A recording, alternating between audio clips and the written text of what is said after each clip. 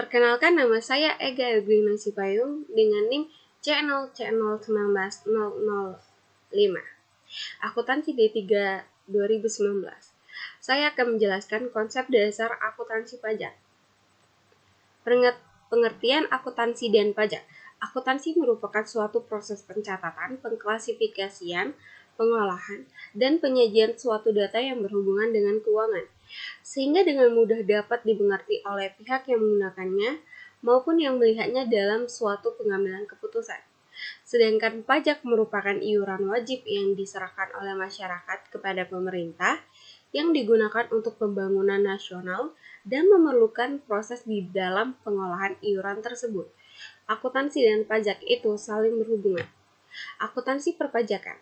Akuntansi perpajakan adalah sebuah aktivitas pencatatan keuangan pada suatu badan usaha atau lembaga untuk mengetahui jumlah pajak yang harus dibayarkan. Karakteristik informasi dalam laporan keuangan.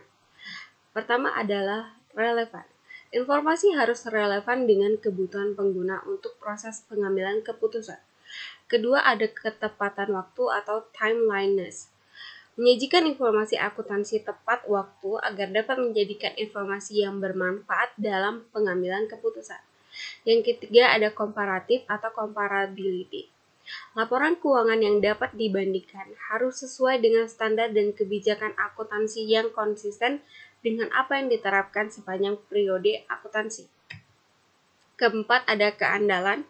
Informasi yang memiliki kualitas andal jika bebas dari kesalahan material dan penyajian secara jujur apa yang seharusnya disajikan atau yang wajar diharapkan dapat disajikan. Kelima, dapat dipahami. Kualitas penting informasi yang disajikan dalam laporan keuangan adalah kemudahannya untuk segera dapat dipahami oleh pengguna. Keenam, ada materialitas.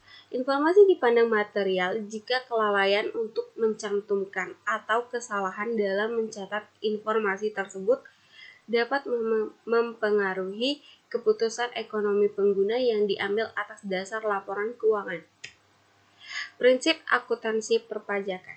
Pertama, kesatuan usaha. Entitas dianggap sebagai kesatuan ekonomi yang terpisah dengan pihak-pihak yang berkepentingan dengan sumber-sumber entitas. Yang kedua, kesinambungan. Suatu entitas ekonomi diasumsikan akan terus-menerus melanjutkan usahanya dan tidak akan dibubarkan. Ketiga, harga pertukaran yang objektif. Transaksi keuangan harus dinyatakan dengan nilai uang. Keempat, konsisten. Penggunaan metode dalam pembukuan tidak boleh berubah-ubah.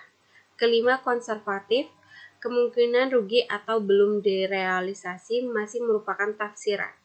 Sudah diakui sebagai kerugian dengan cara membentuk penyisihan atau cadangan. Sementara itu, kemungkinan laba yang timbul tidak diakui.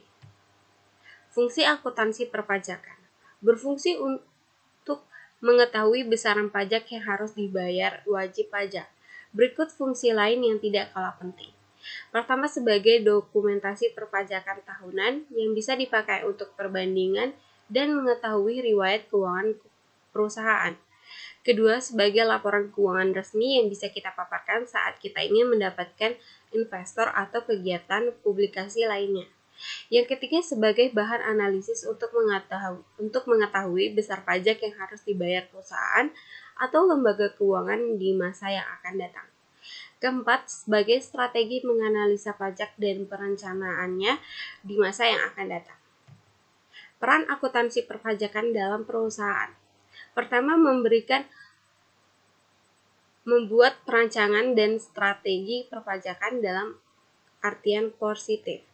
Kedua, memberikan analisis dan prediksi mengenai potensi pajak perusahaan di masa yang akan datang. Ketiga, dapat menerapkan perlakuan akuntansi atas kejadian perpajakan atau dimulai dari penilaian atau penghitungan, pencatatan atau pengakuan atas pajak, dan dapat menyajikannya di dalam laporan komersial maupun laporan fiskal perusahaan. Akuntansi perpajakan. Neraca. Pertama, sisi aset ada pajak dibayar di muka atau prepaid tax. Pertama ada PPh pasal 22, PPh pasal 23, PPh pasal 24, PPh pasal 25, dan PPh pasal 28A. Yang kedua PPh atas pengalihan hak atas tanah dan bangunan. Yang ketiga ada pajak masukan. Kedua, sisi kewajiban. Yang pertama ada utang pajak atau tax payable. Yang kedua ada PPh 21, PPh 23, PPh 26, dan PPh 29. Yang ketiga ada pajak keluaran. Laporan laba rugi. Pertama ada beban pajak penghasilan atau income tax expense. Yang kedua ada PBB. Yang ketiga ada pajak masukan yang tidak dapat dikreditkan.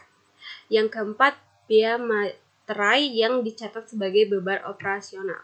Kesimpulan, akuntansi perpajakan adalah sebuah aktivitas pencatatan keuangan pada sebuah badan usaha atau lembaga untuk mengetahui jumlah pajak yang harus dibayarkan. Fungsi-fungsi akuntansi pajak sangatlah penting. Mengelola data kuantitatif untuk menyajikan laporan keuangan yang memuat perhitungan perpajakan secara detail dan rinci sesuai dengan kenyataan, yang kemudian akan digunakan sebagai pertimbangan pengambilan keputusan dan dapat dipertanggungjawabkan. Baiklah, sekian dari hasil penjelasan saya. Kurang lebih saya mohon maaf dan terima kasih.